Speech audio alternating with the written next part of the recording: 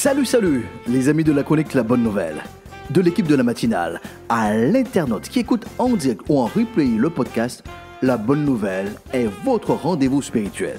Je vous espère en bonne santé et je vous espère encouragé dans toutes vos missions. Dans cette session, je vous propose donc une réflexion sur la réalité de la vie, une des réalités de la vie, le contrat d'assurance. Avec la rentrée scolaire, les attestations d'assurance à responsabilité civile sont réclamées. Durant cette semaine, une personne m'a montré un chauffeur qui roule sans assurance auto. Face à un décès, la question des assurances se pose. Assurance obsèque, assurance vie. Dans notre région, à haut risque naturel, cyclone, séisme, inondation, l'assurance habitation est indispensable. Faisons un petit rappel sur le contrat d'assurance. Le contrat d'assurance est une convention par laquelle l'assureur s'engage à verser à l'assuré une somme d'argent réparant le préjudice subi en cas de survenance d'un sinistre. En échange du paiement donc d'une somme versée, soit à l'origine, soit périodiquement. Bien sûr, le sentiment de sécurité est renforcé une fois que ce contrat est signé. Il peut arriver aussi qu'après plusieurs renouvellements tacites et sans sinistre, que l'on se dise finalement que c'est de l'argent donné ou jeté gratuitement à la poubelle. Mais le principe demeure. Un contrat est un contrat. En ce jour, monsieur, madame, c'est une excellente chose que les éventuels dommages matériels, dommages corporels, dommages moraux qui pourraient survenir soient couverts par effectivement votre assureur.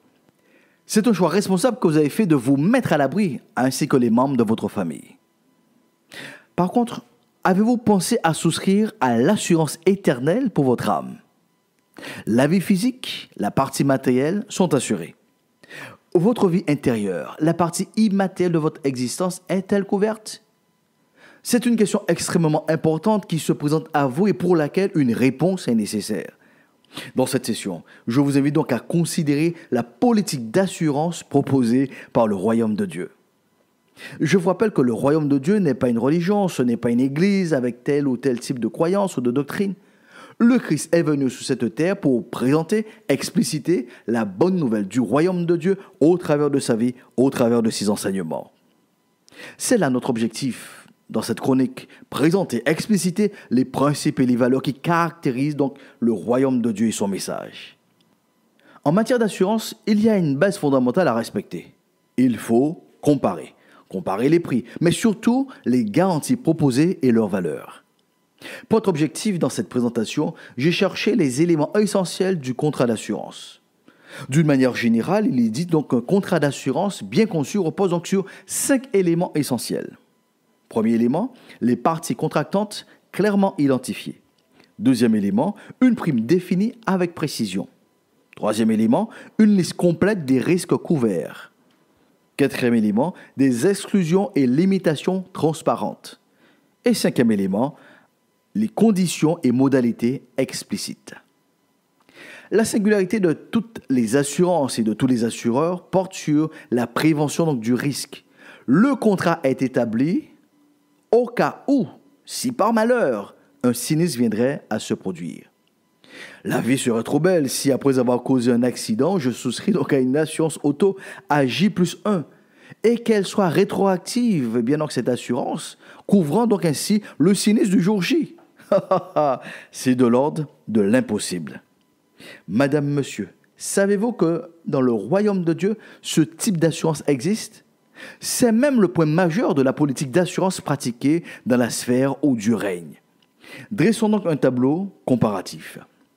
Dans notre système actuel, l'assureur et l'assuré signent donc un contrat avant tout sinistre déclaré. Dans le royaume de Dieu, le Dieu de la vie propose une assurance après que le sinistre ait eu lieu. En effet, après que l'homme ait rompu donc les relations avec son Créateur, ce qui a généré donc des dommages humains et un désordre dans la création, c'est Dieu lui-même qui mettra en place un contrat d'assurance post-sinistre. Notez bien ce que Dieu mettra en place après la désobéissance d'Adam et Ève.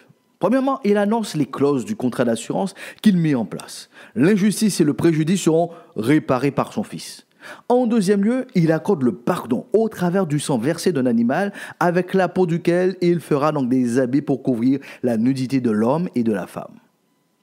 Poursuivons notre tableau comparatif des assureurs. Dans notre système actuel, l'assuré s'engage à payer une prime périodiquement pour bénéficier de la couverture. Dans le royaume de Dieu, l'assureur paie pour l'assuré. Je reprends donc, l'assureur paie pour l'assuré, donc Dieu lui-même paie pour le responsable donc, du sinistre. C'est incroyable et c'est vrai. Le Dieu de la vie prend sur lui-même pour être en personne ce contrat d'assurance. L'apôtre Paul affirme en Romains 5, verset 6, « Lorsque nous étions encore sans force, Christ, au temps marqué, est mort pour des impies. À peine mourrait-on donc pour un juste. Quelqu'un peut-être mourrait-il pour un homme de bien. Mais Dieu prouve son amour envers nous en ce que lorsque nous étions encore des pécheurs, Christ est mort pour nous. » Donc nous comprenons qu'avant même de prendre conscience des sinistres et des dommages dans notre existence, le Dieu amour avait déjà mis en place en sa personne un contrat d'assurance, non seulement pour réparer les préjudices du passé, et surtout pour donner une seconde chance, un avenir empreint d'espérance. Madame, monsieur, avez-vous déjà trouvé un assureur qui se substitue à vous en sa propre personne? Observez bien, quand vous allez près de votre assureur, ou singulièrement votre conseiller, eh bien, cette personne déclenche systématiquement la chaîne de décision jusqu'à vous indiquer que nous restons en attente d'une décision du siège qui se trouve à des milliers de kilomètres, dans des bureaux à n'en pas finir. Tout passe et repose sur la personne morale qu'est l'assureur. Jamais un employé, un cadre, un directeur, un administrateur, un actionnaire se portera garant pour vous en lieu et place. Dans le royaume de Dieu, le process est différent. Le Christ lui-même se substitue à votre place pour une couverture totale et complète, sans restriction, sans limitation. Oui, en effet, Dieu prouve son amour envers nous en ce que lorsque nous étions encore des pécheurs, Christ est mort pour nous. Dans notre tableau comparatif des assureurs, nous noterons que dans notre système actuel, des enjeux financiers lient les deux parties dans un contrat. Dans le royaume de Dieu, l'amour lie Dieu et l'homme, comme la femme, dans une alliance. Tout sera mis en œuvre par l'assureur pour faire le maximum de bénéfices en dépensant le moins que possible. Pour Dieu, en sa qualité d'assureur, tout est mis en œuvre pour donner sans modération de l'amour, encore une fois, ce qu'il est tout simplement. J'ai l'assurance de mon salut. Par la présence du Seigneur Jésus, son sang m'a lavé, m'a racheté, et l'Esprit Saint m'a régénéré. Chantons-le ensemble. C'est mon histoire, c'est là mon chant, louer mon sauveur